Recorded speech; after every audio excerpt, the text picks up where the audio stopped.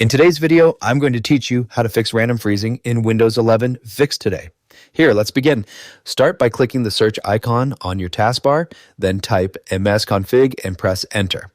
In the window that opens, go to Services tab, then click the checkbox for Hide All Microsoft Services located on the lower left-hand corner, then click Disable All, then click Apply, then OK. After that, restart your computer to perform a clean boot.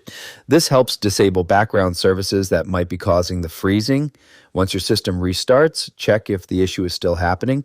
If it continues, move on to the next step. Next, click the Start button, open Settings, and select Windows Update from the left sidebar.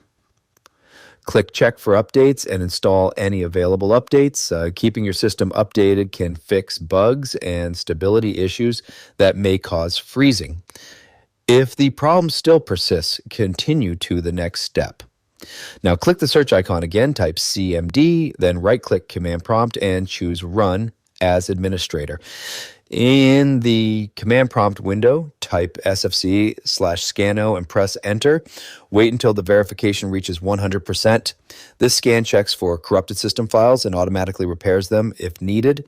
If no issues are found or the freezing still happens, proceed further. After that, open the search icon, type Control Panel, and press enter. In the Control Panel, use the search bar in the top right and type Power Options, then open it.